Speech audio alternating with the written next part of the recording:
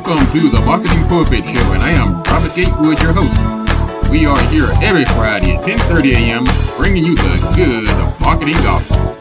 We're not saving souls, we're saving businesses, saving jobs, saving our community. Now, if I happen to save a soul along the way, don't hold that against me. We'll just call that icing on the cake. Now, the mission at Marketing Pulpit Show is to build strong businesses in our community so that we can put our people to work. And we do that with business development, job creation, and service. So if you ever find yourself in a business crossroads and not sure which way to turn, just turn on the Marketing Pulpit Show because we're on a mission. The show is broadcast live from the illustrious Radio 1 studio. Good morning. This is the Marketing Pulpit Show, and I'm Robert Gatewood, your host, and we are here every Friday at 10:30 a.m. bringing you the good marketing gospel. I'm not here to save your soul. I'm here to save your business, save your job, might even save the community while we're at it. I'd like to welcome everybody to the show. Got an exciting show today. Hang on one second here. Let me get a couple of things going here. Do a little housekeeping. The show is broadcast live. You can get the show by going to marketingpulpit.com. You can also go to Facebook, go to YouTube, Instagram, LinkedIn, and we're all things Marketing Pulpit. So hang on one second here. Don't go anywhere. We'll be right back in a moment.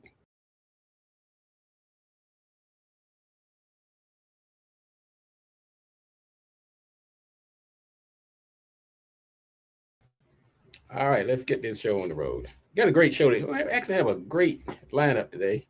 We're going to have some couple of guests from the Mandela School, and we're going to talk about education. We're going to talk about beyond test scores. Now, marinate on that for a minute. Beyond test scores. Everybody gets onto these test scores these days, but we need to look back beyond the test scores and really dig a little deeper in this when we're talking about educating our children. So we're going to talk about that. We're going to have Miss Valencia Wood and Miss Antoinette Murray going to be joining us a little later. I'm Robert Gatewood. I am a business developer by trade. I have a company called Gatewood Marketing and Web. You can find me at gatewoodmarketing.com. I'm also an educator. I'm an adjunct professor at Prince George's Community College, where I teach marketing, PR, digital marketing, social media, networking, and so forth. I'm also in the government space, written a couple of books, and I'm just glad to be here on this show. I am here fulfilling my mission. Everything I do ties into my purpose, and that is to help small businesses. That's my raison d'etre, my reason for being, my purpose. Now, if you don't have a purpose, I encourage you to get one. Let's see, what else is going on today? We also want to dedicate this show to the life and legacy of Reverend Jesse Lewis Jackson, who passed away on February 17th, really just this week. That was a shock. I mean, he was getting up in age and he'd had some health issues, but when you have an icon like Reverend Jackson, no matter when he goes or how he goes, it's always a shock to the system because he contributed so much.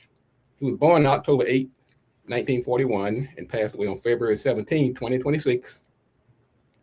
A civil rights leader, politician, ordained minister, and it was a protege of Dr. Martin Luther King. He became one of the most influential civil rights leaders of the 20th and 21st century, early 21st century. And he served as a shadow delegate senator from Washington, D.C. area, born in Greenville, South Carolina. Most of us know him from the Rainbow Coalition. I remember him most from his run for the presidency. He ran in 1984, and he ran again in 1988. I remember that riveting speech he gave at the Democratic National Convention in 1988. He was talking about those ships. So some people came here on immigrant ships. Some came on slave ships. And he said, no matter what the ship, we're in the same boat now. That was pretty deep. So, but he also was, he was not your conventional civil rights leader. I remember another thing about him. He was flying all over the country. He was globetrotting, getting people out of prison. I remember he get this guy, Robert Goodman, his brother that was shot down over Syria, Kosovo, Iraq, Lebanon. He was all over the place. So he was not your typical what you might call, you couldn't just put him in a box and say he was a civil rights leader because he did so many other things. But he was also, this is where you get extra points from me. He was a champion of small and Black-owned businesses. In 1971, he organized the Black Expo in Chicago, a 5-day event promoting Black economic empowerment and grassroots political power. It drew entrepreneurs from 40 states and leaders such as Cleveland Mayor Carl Stokes, Richard Daley, and so forth. So I'm going to say rest in power, Brother Jackson. You've done your job well, and you deserve your rest and your crown. Let's see what else is going on. Also, if you're looking to, some people have been asking me, when am I going to be teaching again? Go to marketingpulpit.com. I have my schedule on the website over on the right. You'll see the banner, it's a calendar. I think the next time I'll be March 7th. I'll be doing an all-day class on marketing strategies from 9 in the morning till 3 or 4 o'clock in the afternoon. That's a long day. Good thing now, though, we're doing this virtually. So if that was one of those in-person classes, I'd be sitting over here pacing the floor. But they've made it very easy. But I will say this, though. With that virtual aspect, our enrollment has like quadrupled. But you understand why, though? I mean, people sitting in class, man, they're feeding their cats and kids running around and some taking naps. You can't do that when you're in person. But we make up for it in volume. I look at it this way. If we can reach more people with this information that we business owners need to be successful, because the failure rate is abysmal, I say more power. So I say bring them on, however we can get to them. Smoke signal, in person, carrier pigeon. It's more important to me that we reach the people than the method of transmission. All right, let's see here. What else is going on? I think that's going to do it. I'm going to jump right into our guest. You all hear me talk enough. I'm here every Friday. But I'll tell you what I'm going to be doing, though. I'm going to be getting more guests involved. I mean, I think y'all have heard me for the last 15 years. It's been 15 years. It'll be 16 years this year. I started the show back in 2010. And the name Marketing Pulpit, of course, came. My dad was in hospice when I was conceptualizing the show. And I was looking for a name for the show. So he was a Baptist minister, been in the pulpit for 50 years. And I decided to name the show Marketing Pulpit in his honor. And I've been doing this. We started the show on Radio 1, 95.9 FM under Miss Kathy Hughes. And we have been rolling ever since. Now we've expanded into the digital age. And so we're on a roll. We're going to keep on going, keep this train moving. So I'm going to bring up my guests here. I know you all saying, get it on, man. Get out the way. Let's hear these guests. Let me bring to the stage Miss Valencia Wood and Miss Antoinette Curry. Good morning, ladies. Good morning. How are you? I am so glad to see you. I've been excited about this show. One, because, of course, as a fellow educator, I always like to hang out with other educators. Hey, I might pick up a tip or two. Shoot. Hey, I was in class. I did a couple of classes a couple of weeks ago. Did a class on social media and another one on networking. And I'm telling you, people are hungry for information these days. They are just eating it up. I guess because so many things are happening now, and people are a little concerned. We have AI is reshaping classrooms. We have public discourse. We have small businesses fight to stay competitive. And we're in the middle of Black History Month. And we're discovering that progress always has required unity, strategy, and collective effort. But today we're going to talk about something that's it's ancient, but we give it new life. And that's mandala, which means circle. And you'll correct me if I'm wrong now. So I'm just speaking from my own knowledge base. Yes, you all are experts. But this also, it matters to small businesses too, which is our primary audience. But I do know this: if certain spokes fall out of the wheel, then the circle is weakened. So when Absolutely. education weakens, readiness weakens. When cultural identity erodes, economics erode. When collaboration breaks down, opportunity shrinks. So we're making this circle. We have this circle. It's a circle that we just can't opt out of whenever we feel like it. So the guests today are going to help us explore a different model, one that teaches balance, teamwork, holistic environments, and unity in a time when fragmentation feels normal. So I'm not going to tell their story for them. So let me tell you what, ladies, I'm going to let you introduce yourself and tell us a little bit about yourself and your organization. We'll start with you, Miss Mary. Go right ahead. Hi. Hi. Good morning. So I'm Antoinette Murray. I'm the one of the co-founders, and I'm also the head of school of the Mandala School. We are located in Bowie, Maryland. We have been in Bowie since 2025. We purchased our property in 2024. Our school has been running since 2020 at the start of COVID when everything was shut down. We were starting up. So that's a very different way of looking Yeah, at really. things for us. And a major blessing for us as well. I've been in education for all my life. I was a teacher in the public school system. I homeschooled my children. I was a principal of a former private school as well. So I've been in education for a long time. And we're very passionate about what we do at the Mandala School. So, good morning. My name is Valencia Wood, and I am Director of Development and Programs here at the school. When we say programs, we're looking at different events, also summer school, and anything that's related to the school and the community. And development, that's a huge task as well because I seek major donors, bring donors to the school, and form those partnerships with them as well as the community. So that's part of my modeling role is at the school. And thank you for having us this morning.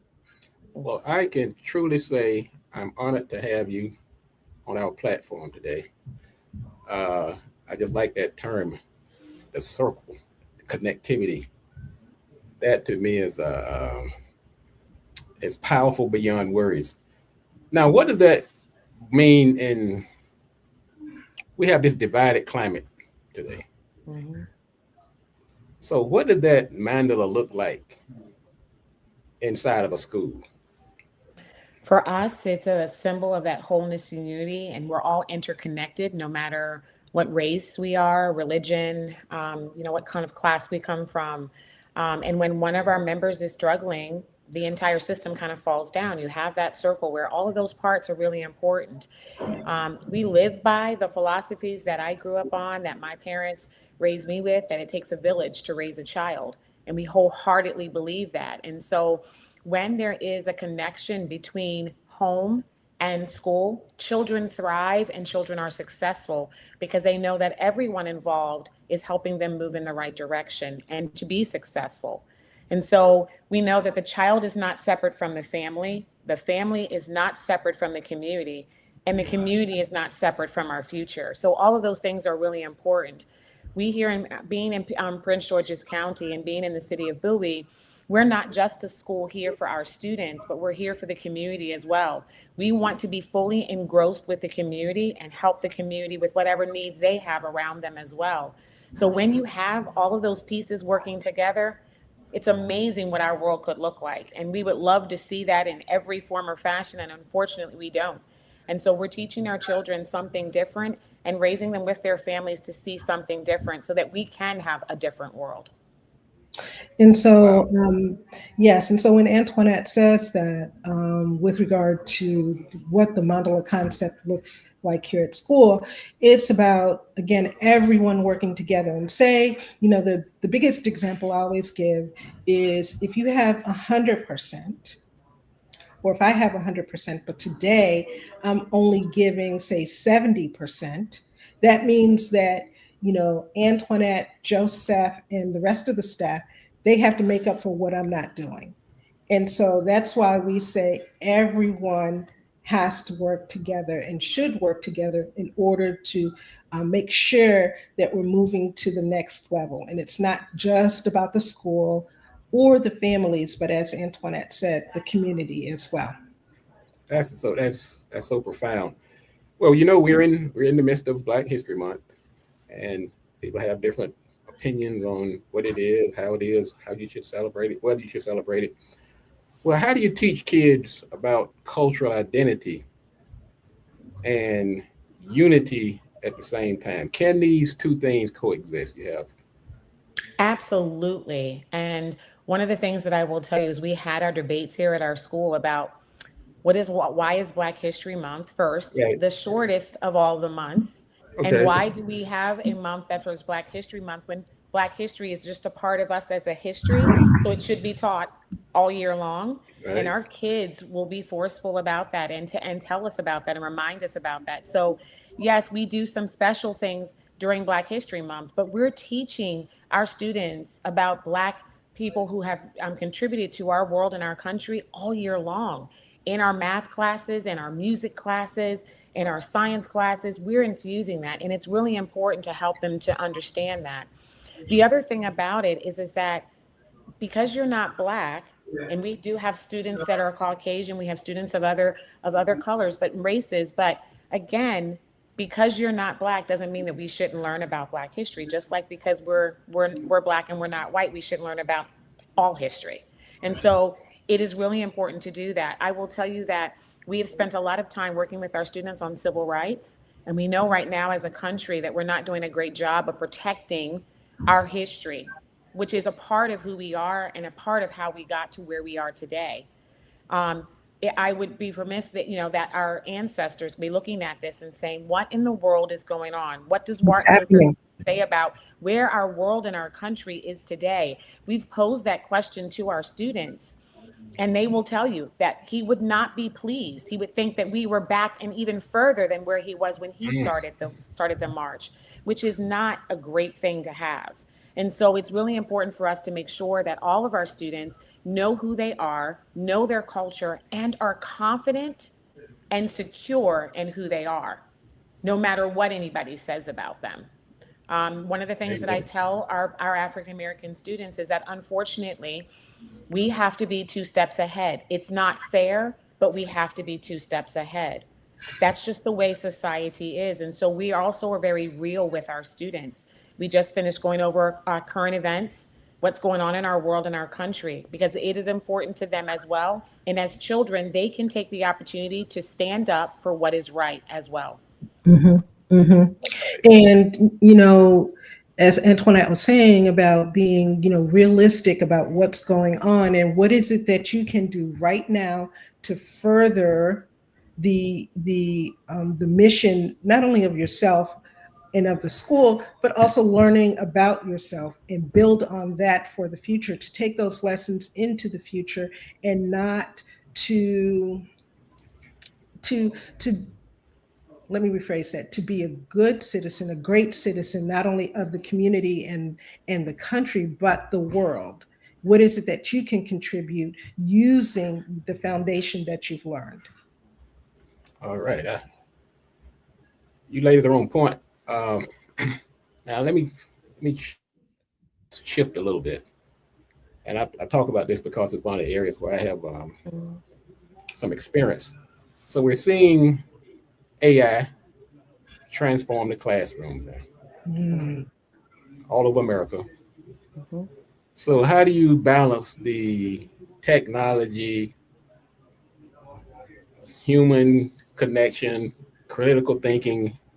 It's a juggling act. Mhm. How do you? I mean, how do you do it?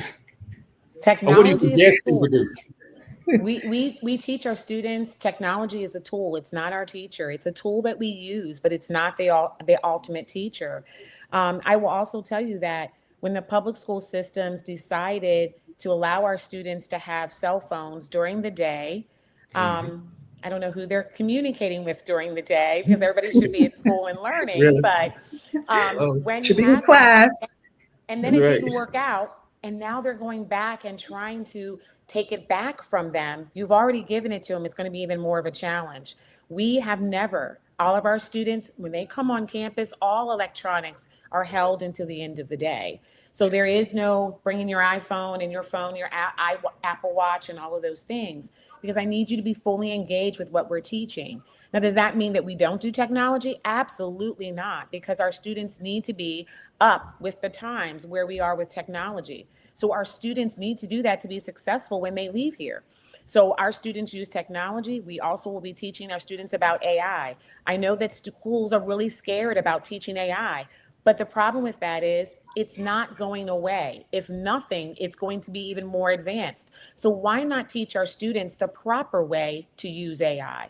What they should be recognizing and what they should be careful of in that digital world. So digital literacy is huge, is very, very important for us teaching here with our students, but also educating our parents, because there are many parents that have no idea the things that their students are doing because they're not up on technology.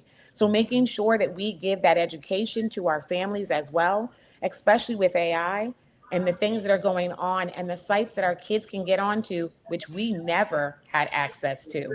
We had to go to the magazine stores or things of that nature. We didn't have access to it freely and easily. And so it's really important to make sure that we protect that and balance that. So there is a balance of screen time versus our human interaction and what we're doing within our classrooms.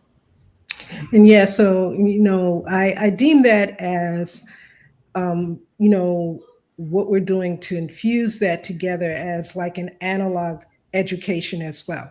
For example, using a pen or pencil and paper in order to lay out your ideas, still, honing your fine motor skills and everything like that, your research abilities, whether it's through a book, using the book and the computer, but the basic foundations of knowing how to write a sentence with your hand and know what the letters are instead of, okay, yes, they're on the keyboard, but to be able to do that is the foundation of beginning to learn everything.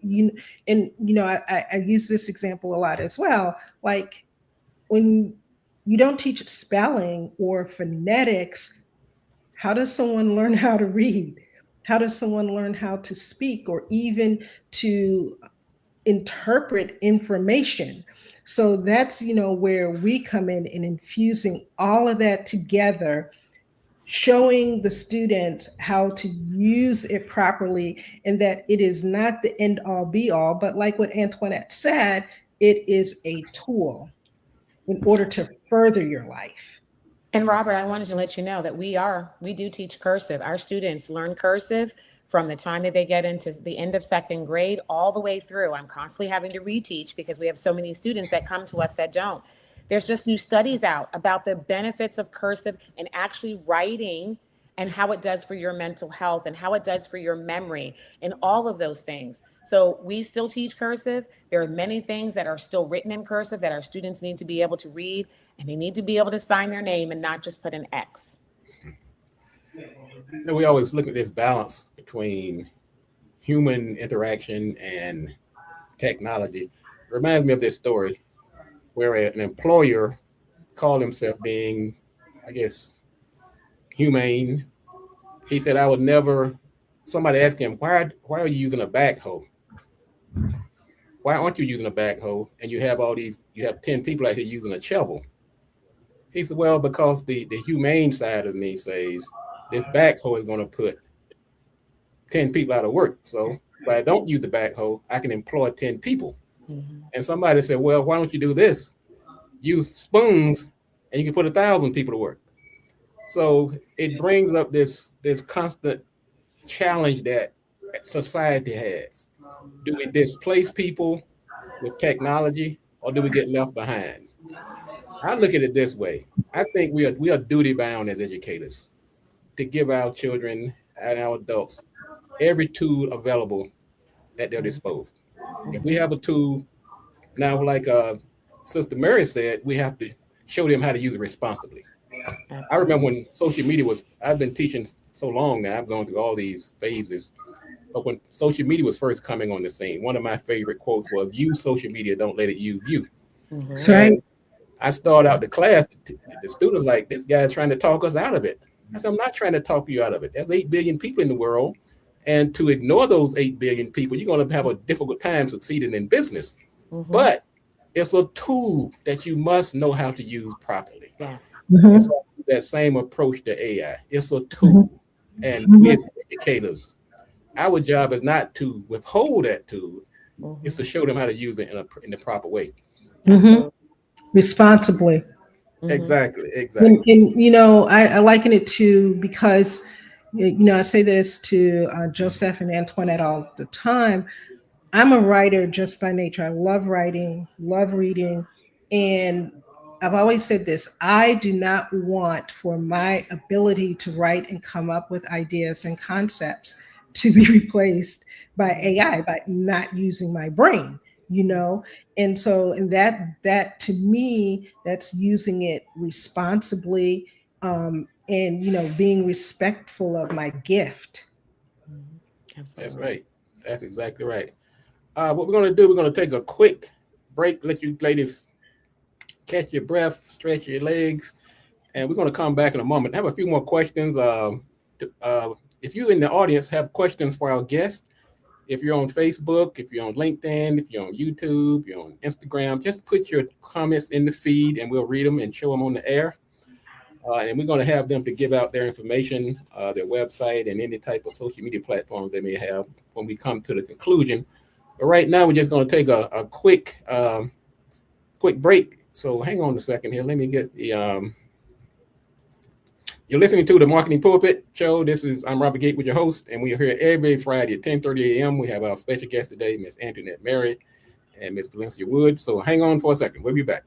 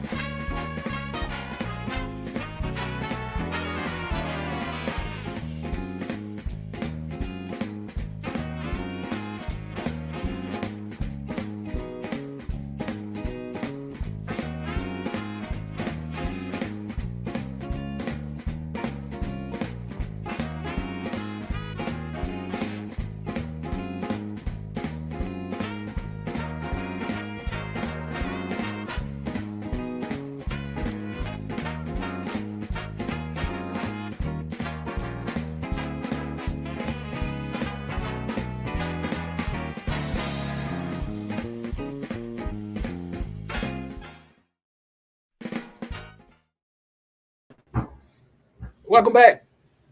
This is the Marketing Pulpit show. I'm Robert Gatewood, your host. I'm here every Friday at 10:30 a.m. bringing you the good marketing gospel. Have a great show going on today. I'd like to thank our sponsors, BLE Executive Suites. They have their 3 locations in the Washington, D.C. area, over the National Harbor and Largo Center and College Park, which is a hub zone. Glad to have them. Also, don't forget to come out for the First Friday networking event. Every first Friday of the month, we have great guests, speakers, food. You're trying to start a company, You're trying to find a job, trying to get money for your business, come on out to the First Friday networking event. You can get that by going to blesweets.com/events. You can also get it on the Marketing Pulpit website, and that's my site. And you can also watch the show live. And if you miss any part of the show today, you can go back and replay it. Go to the website. You can go to YouTube, and you can get the entire show. And if you want to share it to somebody, just hit the little share button, pop it into their email or their text message or however you want to do it. So I'm going to get my guest back up here on the screen, and we're talking to Valencia Wood and Antoinette Murray from the Mandela School, and they're giving us some. We're trying to, we're tackling this education challenge. It's always been a challenge. I mean, since the beginning of time, since fire and rocks. So we have to tackle the challenges of the day without losing our identity. Therein lies the challenge. Everybody can jump on the latest shiny object, master it, but we have issues like mental health. We have all kind of issues that get mixed up in this when we start trying to do this cookie cutter approach. And that's why we have educators today to help us navigate these waters.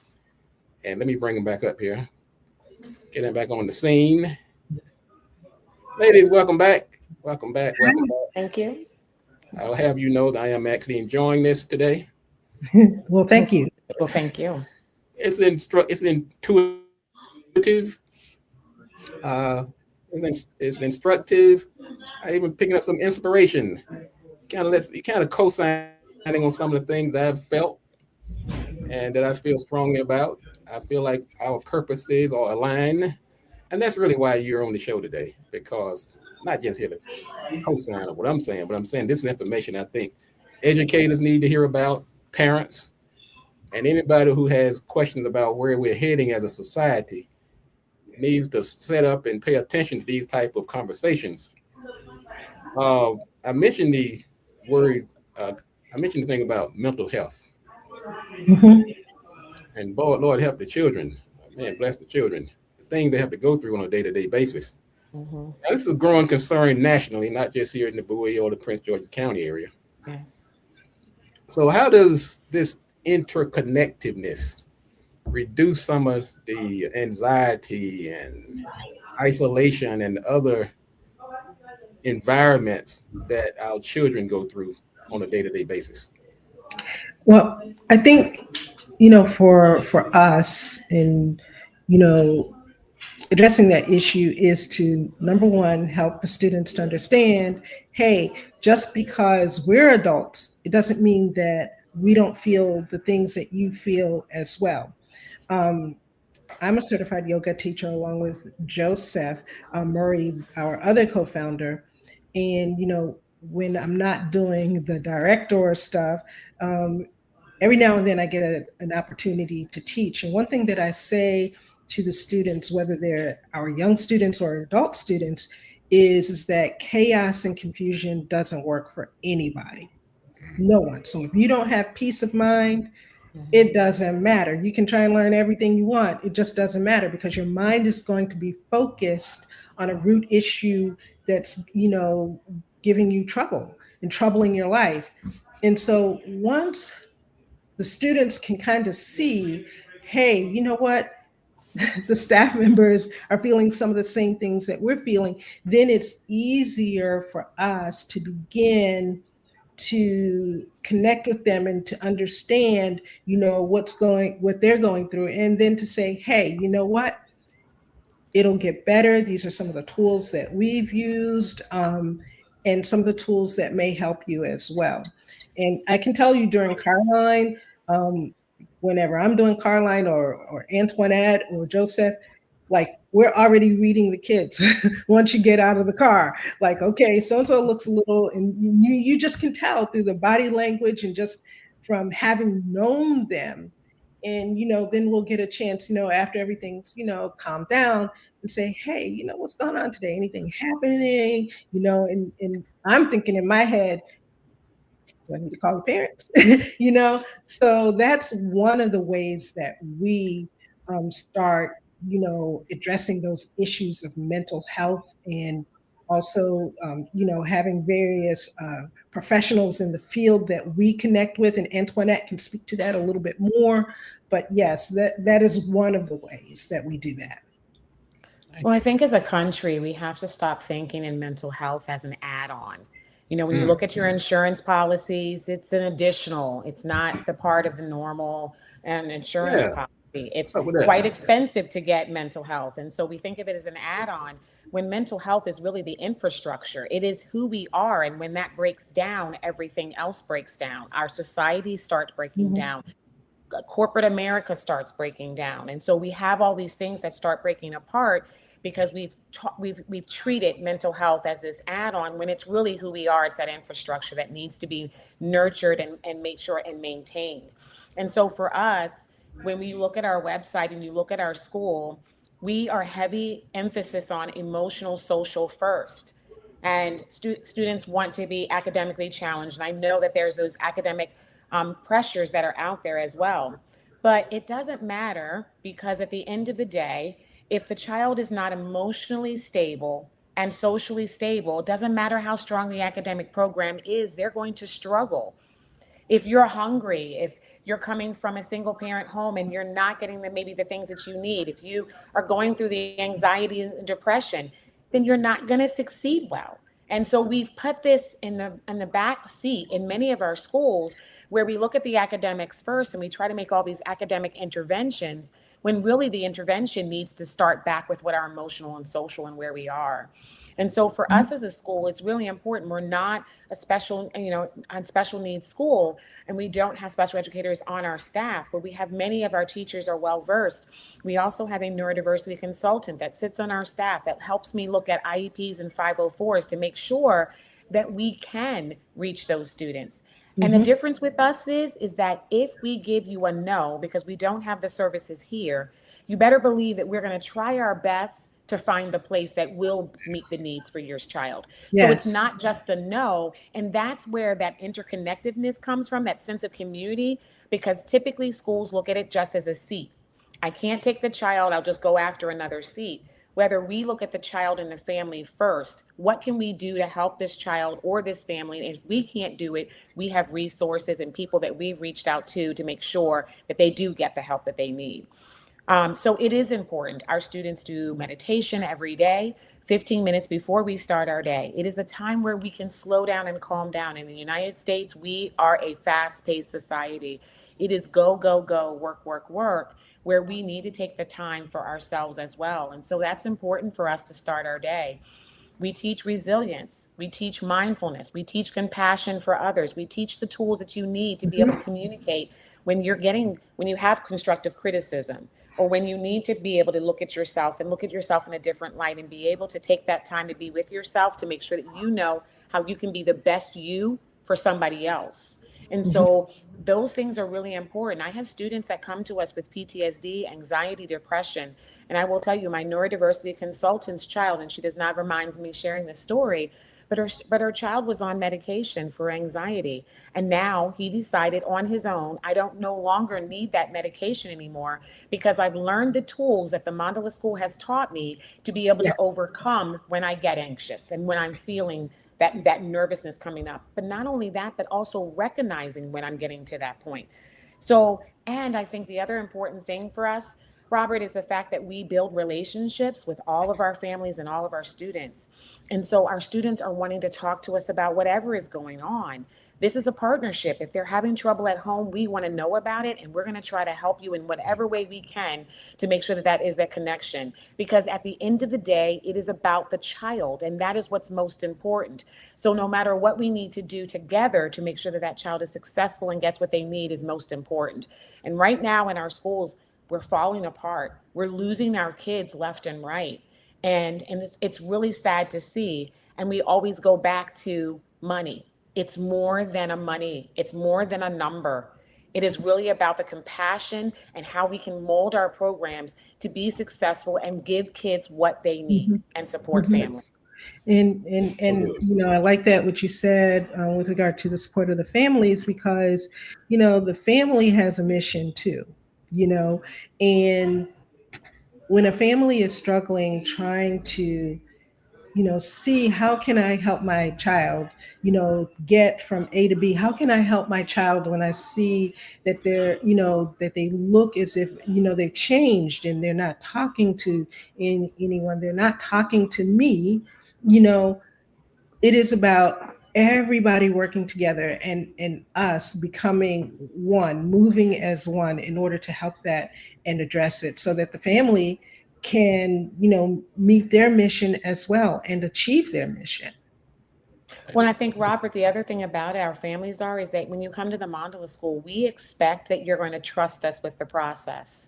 And so giving up that sense of, oh, wow, I've got to give it to them to let them kind of guide with it is hard to do for some families, but it's important because when they trust us with the process, and I can have many, many stories to prove that when they trust us with the process, they see the outcome is amazing for their child and for their Mm-hmm.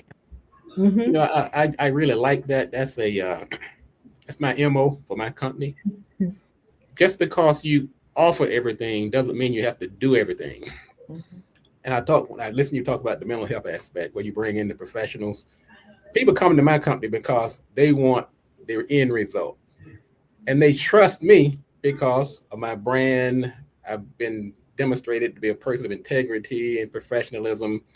And so when they come to me, if I don't do a certain service, they know I'm going to put them in the hands of somebody who does. And Yes. so, and I get that from the relationship you have with your parents. They trust you.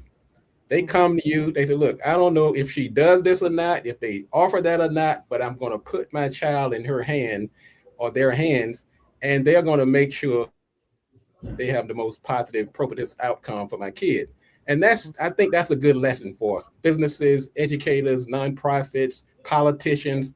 You need to become that trusted resource that they can bring their problems, their challenges, their opportunities, and have the feeling that they're in good hands. And I really like that. And that's besides the mental health aspect with you all. Very Well, and nice Robert, the other thing articulation. to add to that is that not only that they can trust us to come to us, but also at the same time that we're not going to judge them on whatever they're coming to Yeah. us with.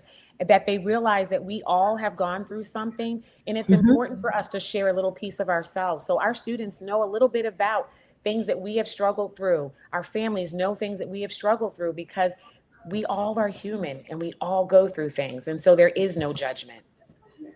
And it goes back to the piece of understanding with regard to the chaos and confusion piece of it, you know having a struggle or feeling experiencing something that you've never experienced before that is painful. You're not going to be able to think to the next day because all you're doing is focusing on that. Yes. And that I do know very well, so it's again to have the students see that adults are not perfect because that's how they look at it in their minds. Sometimes Right. they're like, oh my God, you're everything, and you're just perfect, you don't make any mistakes or anything. And I'm like, au contraire, that's not true. Au contraire, mon frere. Well, ladies, I'm really enjoying this, and I will admit I may have to get you back as we. What I like to do is contextualize what's happening in the world, and I'm happy to know that I have you as a resource when topics of education come up in the minds in people's mind. So I'm glad for that, first of all. But here's where I'm going to close this because we are a business development show, but we understand the holistic nature of education, community, and so forth. So I'm going to put this closing question to you. Um, so if you had the attention of all of our business owners, what would you want them to understand about the connection between education and economic power? So we can close this circle. Well, I'll let Valencia answer in just a few minutes, but I'm going to share with you an example of one thing that we do with our students. We do an entrepreneurial fair every year with our students. So every Wow. year, our students have to create their own business. They can maybe Wow. partner with other students, but they have to create their business, come up with a business plan, come up with a logo, a slogan, Then they have to create and make all the products for their business. And then we Yeah. hold a fair, and then we have the public come out. They have their tables all set up and they're selling their products. And I will tell you that this first time for us in Bowie, our students raised over $8,000 of product, and they get to keep a portion of that money going home. But I would like to add to that we have one of our students, and we have a couple of other ones as well, but one student that I'm particularly thinking about did lip gloss for her. She loves makeup. She's in my 5th grade program. Her beauty Loves line. makeup, and she has Beauty by A as her name. And so she actually has been at other fairs doing and selling her products. She has a website, an Instagram page, and all of that. So again, that's teaching and building those skills. I'm Yes. loving this. Yes. I'm loving this. Yes. Here's the man. And you know, and I want to take that a step further. So back to the entrepreneur fair that we had back in October with our students. The Bowie State University Economic Innovation Center, Mr. Linnell from the center came to speak to the students, gave them tips on, you know, what you do when a customer comes to your table and everything. And all of them followed it. It was so good to see. And Beauty by A, she took it a step further and was selling out her product at that fair over the adults and everything, just because she would speak to the customer before they got there, and when they got there, she was engaging with them. And mind you, she's like 11, so we were really proud of that. And closing that circle, with regard to how this is going to translate into economic power or power within, is that you're learning an education from the analog perspective, from the technological perspective, and also learning how to integrate and infuse all of those things and speaking the different languages. And I don't mean like a French or Greek or English or anything like that, but when you are in different spaces, learning and already reading your audience very fast so that you're able to convey who you are and what you're doing and how what you're bringing to life in an authentic way. That is part of the educational piece of it, in furthering that power. And I will tell you that our students lead with executive functioning skills that most students graduate with and struggle with when they get into the college world and into the work world. So those executive functioning, time management, owning their own education and knowing what they want to do and going after it is important skills that they will leave here with. I think this is a couple of quick things. I like the way you guys answer the question. And some people just answer by giving hypotheticals. You actually are doing it. I mean, you can. I mean, it's one thing to say, well, I give advice on this, that, and the other, but you actually have the wheels in motion as we speak, and that to me is more important than just giving a canned response. Absolutely. So I'll give you a lot of points for that. The other thing, talking about the circle and connectivity, you mentioned the Bowie Innovation Center. I was on the email with them this morning. They're one of my clients.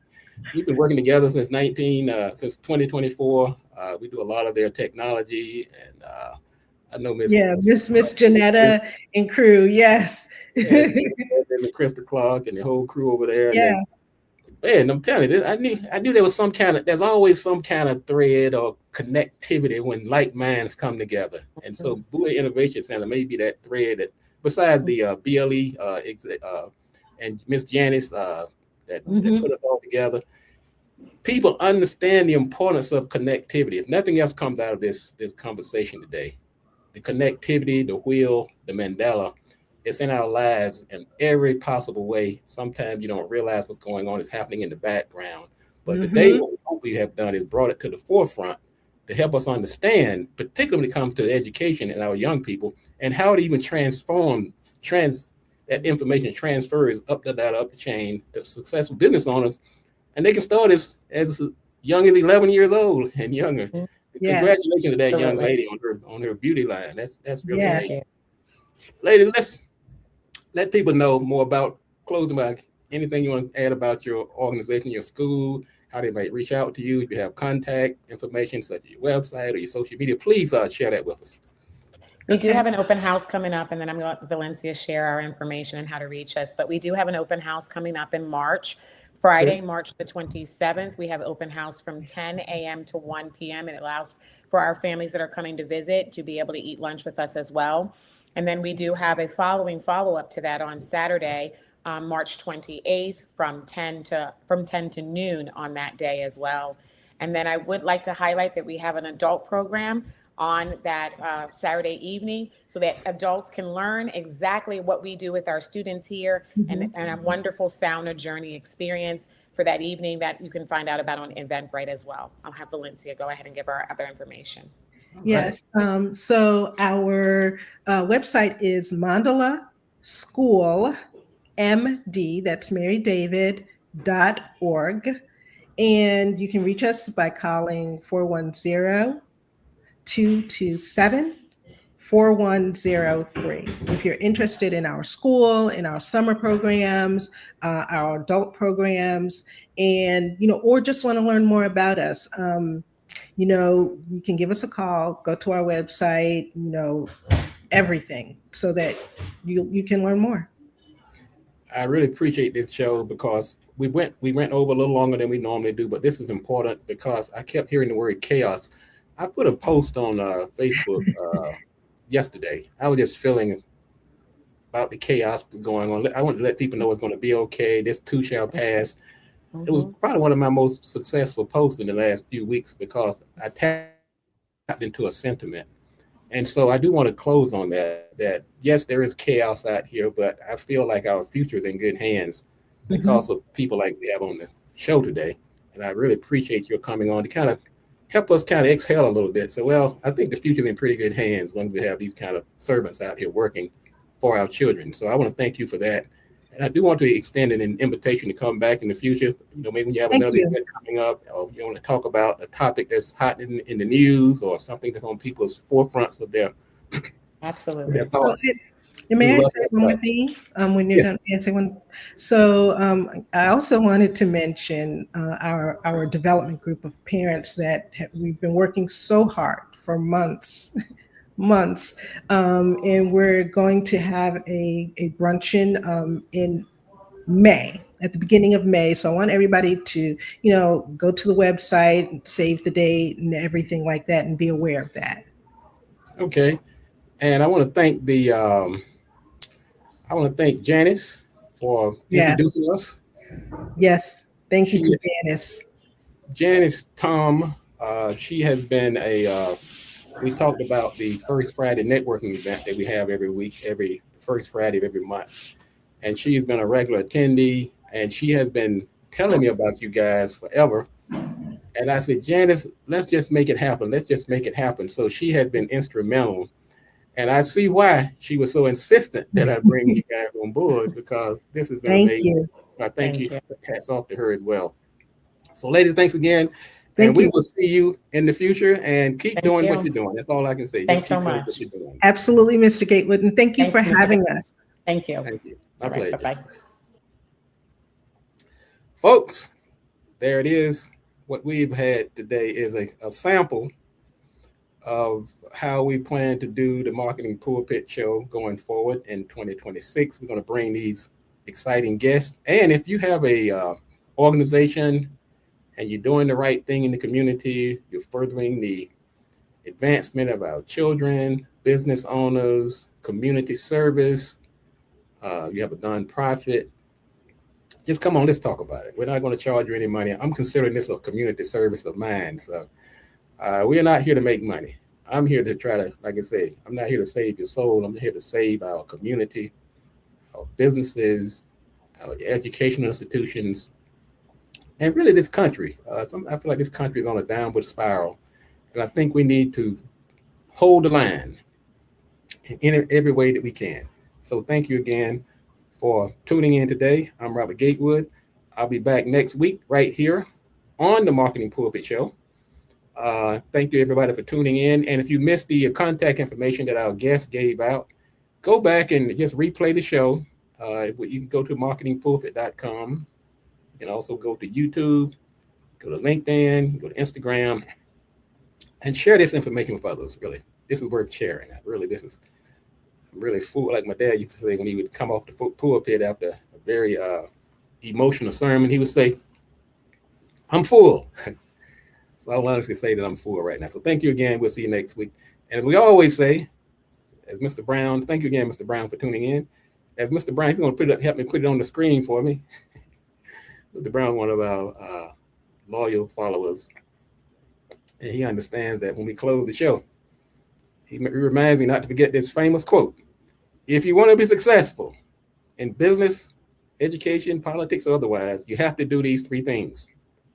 Do the right thing, do it at the right time, and you have to do it right." Enough talk. Let's get to work.